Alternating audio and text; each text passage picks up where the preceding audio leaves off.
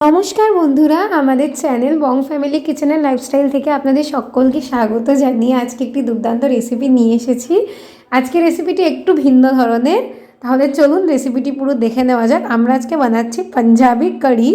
তো প্রথমেই আমরা এখানে নিয়ে নিয়েছি দই। তো সেটাকে আমরা সুন্দর করে ফেটিয়ে নিয়েছি। নেওয়ার পরে এখানে আমরা পুরো একটা বাটি ভরা, ছোট বাটি, ওটা আমরা বেসন নিয়ে নিয়েছি। বেসনটাকে এর মধ্যে আমরা দিয়ে দেব। যদি প্রয়োজন পড়ে পরে আর একটু দিতে পারি। দেন এখানে আমরা একটু লবণ দিয়ে নিলাম এবং একটু হলুদ দিয়ে নেব। দিয়ে এটাকে কিছুই না, খুব সুন্দর করে একটু মিক্স করে নিতে হবে। ব্যাটারটা যাতে খুব একটা ঘন না হয়ে যায়, কারণ এটাই আমাদের মেন। এই ব্যাটারটা যদি ঘন হয়ে যায় তাহলে পরে একটু অসুবিধা হতে পারে। দেখুন, আপনারা কনসিস্টেন্সিটা দেখে নিন, মোটামুটি এরকম রাখবেন, আর একটু জল পরে অ্যাড করতে পারেন। এবার আমরা পেঁয়াজের যেই বড়া, সেই পেঁয়াজের বড়াটা আমরা ভেজে নেব। তো সেটার জন্য আমরা এখানে পেঁয়াজ কেটে নিয়েছি, তার মধ্যে একটু বেসন দিয়ে নিলাম। দেন এখানে আমরা কয়েকটি কাঁচা লঙ্কা দিয়ে নিয়েছি। দেন তারপরে একটু হলুদ দিয়ে নেব এবং সামান্য পরিমাণ লবণ দিয়ে নেব। দিয়ে এটাকে একটু একটু জল দিয়ে, লবণটা একটু পরিমাণ মতো দেবেন, কারণ পরে যেহেতু ঝোলেও আমরা লবণটা দেব, তো বেশি হয়ে যেতে পারে। এবার একটু একটু করে আমরা জল দেব। দিয়ে এটার ব্যাটারটা আমরা একটু ঘন রাখবো, কারণ বড়ার ব্যাটারটা আপনারা আশা করি অনেকেই জানেন, বেশি যদি জল জল টাইপ হয়ে যায় তাহলে ভাজাটা হবে না। মোটামুটি একটু গাঢ় রাখতে হবে। তো আমার এখানে একটু মনে হচ্ছে যে বেসনটা দিতে হবে, তাই আমরা সামান্য আরেকটু বেসন এখানে অ্যাড করে নিচ্ছি। নিয়ে ব্যাস এটাকে আমরা খুব সুন্দর করে এটা ব্যাটারটা রেডি করে নেব। কারণ এটার আমাদের মানে দুটো প্রসেসে এই রান্নাটা হবে, একটা বড়াটা ভাজতে হবে আর একটা কারির যেই পুরো ব্যাটারটা সেটা করতে হবে, গ্রেভিটা যেটা সেটা করতে হবে। তো দেখুন, এইটা আমাদের বড়ার ব্যাটারটা মোটামুটি রেডি। এবার এর মধ্যে আমরা আরেকটা জিনিস অ্যাড করব, সেটা হলো কালো জিরে। তো কালো জিরেটা আমরা এখানে অ্যাড করে নিয়েছি, সামান্য করবেন, বেশি দেবেন না, মোটামুটি জাস্ট একটু ফ্লেভারের জন্য দেওয়া। তো এটা আমাদের প্রায় হয়ে গেছে। এবার এরপরে আমরা গ্যাসে কড়াইটা চাপিয়ে দিচ্ছি। দিয়ে এখানে আমরা রিফাইন তেল ইউজ করেছি, সাদা তেল।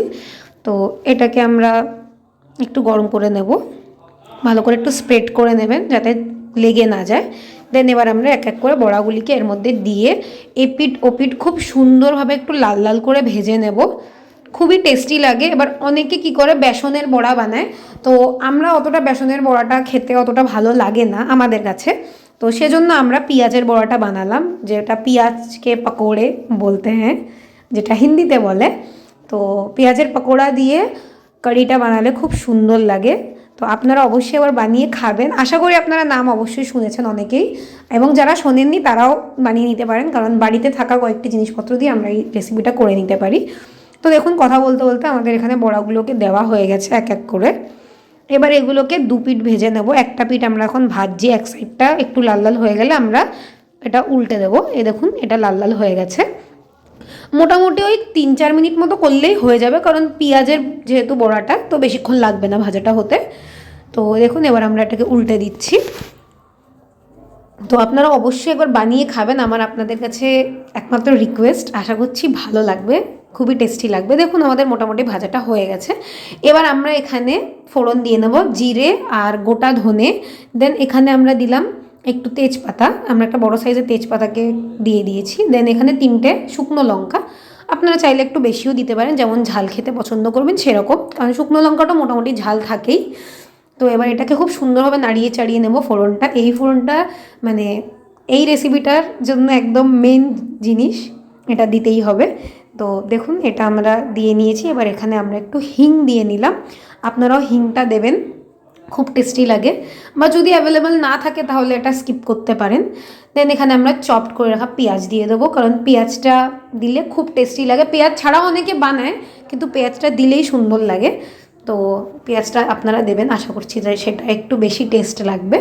তো পেঁয়াজটা দিয়ে আমরা এটাকে একটু ভাজবো। দেন এখানে আমরা দিয়ে দেবো রসুন আর যেটা আদা, সেটা আমরা একটু গ্রেট করে রেখেছিলাম, সেটা এখানে অ্যাড করে দেবো। ব্যাস এটা আমরা এখানে আস্তে আস্তে অ্যাড করে দিচ্ছি। দেখুন, আমাদের এটা দেওয়া হয়ে গেছে। এবার এই সবকটাকে আমরা মশলাটাকে ভালো করে মিক্স করে নেব। তো দেখুন, এটা আমরা মোটামুটি খুব সুন্দরভাবে মিক্সটা করে নিচ্ছি। এবার আমরা এখানে একটু হলুদ দিয়ে নিলাম। দেখুন হলুদটা দিয়ে একটু নাড়াচাড়া করে নেব। এটা মোটামুটি আমাদের কষাতে হবে পুরোটাই। এবার এখানে আমরা একটু টমেটো দিয়ে নিয়েছি, টমেটোটা আমরা একটু পেস্ট মতোই করে নিয়েছিলাম, জলটা একটু এক্সট্র্যাক্ট করে দিয়েছি। তো টমেটোটা দিয়ে নিলাম, আপনারাও টমেটোটা ইউজ করবেন, ভালো লাগবে আশা করছি। তো তারপরে এবার আমরা এটাকে দেখুন মোটামুটি প্রায় কষে এসেছে, কারণ টমেটোটা দেওয়ার পরে একটু তাড়াতাড়ি হয়ে যায় আর কি প্রসেসটা, কারণ ওটা একটু জল থাকে। দেন এখানে আমরা একটু কাশ্মীরি লাল লঙ্কার গুঁড়োটা দিয়ে নিলাম, এটা জাস্ট কালারের জন্য। তো আপনারা এটা দিতেও পারেন, স্কিপও করতে পারেন। এবং এরপর এখানে দিয়ে নেবো আমরা ধনেপাতা কুচি। তো ধনেপাতা কুচিটা এখানে দিয়ে নিয়েছি, আপনারা চাইলে পরেও দিতে পারেন, কিন্তু আমি এখনই দিয়ে নিচ্ছি। দেখুন আমার মশলাটা প্রায় কষে উঠেছে, একদম দেখুন তেলটা এক্সট্র্যাক্ট হচ্ছে। তো দেখুন তাহলে আমাদের এখানে মশলাটা কষানো হয়ে গেছে। এবার আমরা এখানে একটু ধনে গুঁড়ো আর একটু জিরে গুঁড়ো এটা দিয়ে নেব।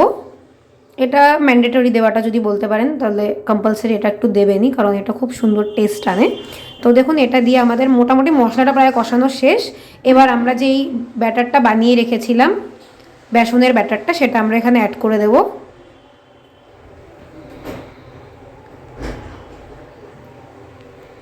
এবার এটা আর বেশি কিছু বাকি নেই, এটা জাস্ট এটা একটু ফুটে উঠলেই এই রান্নাটা প্রায় শেষ হয়ে যাবে। তো বেশিক্ষণ ফোটাতে হবে না, কারণ এতে শক্ত সেরকম কিছুই নেই যেটা বেশি সেদ্ধ করার দরকার আছে। তো এটা একটু আমরা ফুটে উঠলে তারপরে দেখা যাক। ভিডিওটা যেহেতু আমি একটু কেটে দিয়েছি, নাহলে ভিডিওটা অনেকটাই বড় হয়ে যেত। তো দেখুন এটা আমরা বেশ 2-3 মিনিট পরে খুব সুন্দরভাবে এটা ফুটছিল, তো তখনকারই এটা একটা আমি নিয়েছি, কারণ ভিডিওটা অনেকটাই লম্বা হয়ে যেত নাহলে। এবার আমরা একটু গুড় অ্যাড করে দিয়েছি এখানে, যেটা টেস্টটা খুব সুন্দর ব্যালেন্স হয় আর কি। এবার আমরা বড়াগুলোকে এর মধ্যে অ্যাড করে দিলাম, দিয়ে এবার বড়াগুলো দিয়ে আমরা বেশিক্ষণ এটাকে ফোটাবো না, কারণ বড়াগুলো হয়তো বেশি নরম হয়ে যাবে। এবার আমরা এখানে লঙ্কাগুলোকে একটু ঘষে দিয়ে দিয়েছি, ঝালটা তাহলে খুব মেনটেন হয় আর কি, কারণ হয়তো অনেক সময় লঙ্কাটা গোটা থাকলে ঝালটা বোঝা যায় না, তাই লঙ্কাটাকে আমরা একটু ঘষে এখানে দিয়ে দিলাম। ব্যাস রান্নাটা প্রায় শেষের মুখে, একদমই শেষ পর্যায়ে। এবার আমরা এটাকে একটু কন্টিনিউ নাড়বো, যাতে এটা ঘন না হয়ে যায়। মোটামুটি আপনারা কনসিস্টেন্সিটা দেখে নিন, এরকমই রাখতে হবে, নইলে এটা বেশি ঘন হয়ে গেলে আবার ভালো লাগে না খেতে। তো এটা আর 1-1.5 মিনিট মতো আমরা এটাকে ফুটিয়ে নেব।